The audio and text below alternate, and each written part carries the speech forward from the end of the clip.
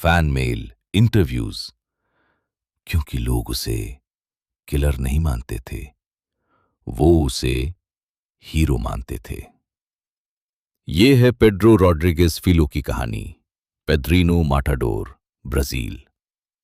और वो सवाल जो आज भी जवाब नहीं मांगता, बल्कि और सवाल उठाता है। दोस्तों, बात है 17 जून 1954 की। संता रीटा दो सापुकाई, ब्राजील। एक गरीब परिवार, एक हिंसक घर और एक बच्चा जो पैदा होने से पहले ही जख्मी हो चुका था। पेड्रो की मां प्रेग्नेंट थी। उनके पति सेबास्टियाओ एक वायलेंट, अनियंत्रित आदमी।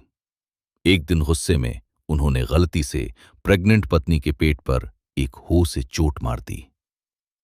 पेड्रो का स्कल जन्म से ही डैमेज था। डॉक्टर्स ने कहा था इससे उसके बिहेवियर पर असर पड़ सकता है। पेरेंट्स ने इग्नोर किया। घर में रोज झगड़ा था। सेबास्टियाओ मां को मारते थे, बच्चों को मारते थे। पेड्रो ये सब देखकर बड़ा हुआ, गुस्सा, खामोश और अंदर से कुछ टूकता जा रहा था। 13 साल की उम्र, पेड्रो का अपने कजिन से झगड़ा हुआ। गुस्से में उसने कजिन को एक शुगर केन प्रेस में धकेल दिया। कजिन बुरी तरह जख्मी हुआ, बचा, लेकिन पेड्रो को कोई अफसोस नहीं था। 14 साल की उम्र, पेड्रो के पिता एक सिक्योरिटी गार्ड थे, एक सरकारी नौकरी जो उनके परिवार के लिए बहुत जरूरी थी। शहर के वाइस मेयर ने सेबास्तियाओ की नौकरी छीन ली। कोई कारण नहीं बताया, बस किया। पेड्रो ने फैसला किया। उसने वाइस मेयर को ट्रैक किया, उसे ढूंढा और गोली मार दी। उसी दिन उसे पता चला एक फार्म ओवरसियर ने उसकी गर्लफ्रेंड मरिया के साथ बुरा किया था। उसी दिन उसने उसे भी मार दिया। 14 साल की उम्र, 2 मर्डर्स एक ही दिन। पेड्रो भागा मोजीदास क्रूजेस साओ पौलो के स्लम्स में। वहां उसने क्रिमिनल अंडरवर्ल्ड में जगह बनाई, ड्रग ट्रैफिकर्स के साथ, हिटमैन के साथ। लेकिन पेड्रो का एक पर्सनल कोड था, इनोसेंट्स को नहीं मारना, सिर्फ क्रिमिनल्स को, रेपिस्ट्स को, चाइल्ड अब्यूजर्स को, करप्ट ऑफिशियल्स को, जिन्हें कानून ने बख्श दिया था। वो पहले वेरीफाई करता था, लोगों से पूछता था, कंफर्म करता था, फिर एक्शन लेता था। साओ पौलो के स्लम्स में लोग उसे जानने लगे। उसका नाम फैला, Pedrinho Matador, little Peter the killer.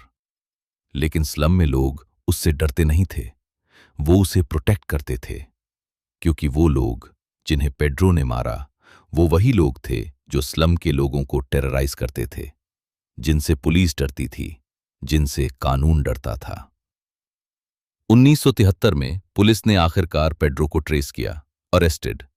कुल सेंटेंस 128 साल। बाद में केसेस बढ़ते गए, 400 साल से ज्यादा। प्रिजन में भी पेड्रो नहीं रुका। करंदिरू और अन्य ब्राजीलियन प्रिजन्स में उसने 47 फेलोज इनमेट्स को मारा। हर बार टारगेट वो इनमेट्स थे जो बच्चों के साथ क्राइम्स में थे, महिलाओं के साथ क्राइम्स में थे, इन्फॉर्मर्स थे। और फिर एक दिन पेड्रो को पता चला कि उसके पिता सेबास्टियाओ उसी प्रिजन सिस्टम में हैं। कारण, सेबास्टियाओ ने पेड्रो की मां मारिकेलिया को मार दिया था। पेड्रो अपने पिता की सेल में गया। उसने पूछा, मां को क्यों मारा? जवाब शायद था, शायद नहीं था। पेड्रो ने अपने पिता को 22 बार चाकू मारा और फिर उनके दिल का एक टुकड़ा काटकर खा लिया। कहा, ये उनकी सजा थी। अप्रैल 24, 2007। पेड्रो रॉड्रिगेज फिलो 34 साल जेल में, 52 साल की उम्र। ब्राजीलियन कॉन्स्टिट्यूशन के अनुसार कोई भी इंसान ज्यादा से ज्यादा 40 साल प्रिजन में रह सकता है। 400 साल की सेंटेंस 34 साल में खत्म। जब पेड्रो प्रिजन के बाहर आया, जर्नलिस्ट थे, कैमरास थे, फैंस थे, क्राउड्स थे।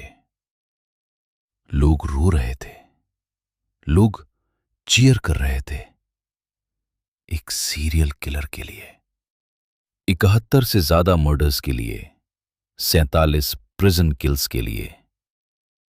पेड्रो ने इंटरव्यूज दिए, बोला ब्राजीलियन सिस्टम ब्रोकन है, क्रिमिनल्स को प्रोटेक्ट करता है, इनोसेंट्स को नहीं।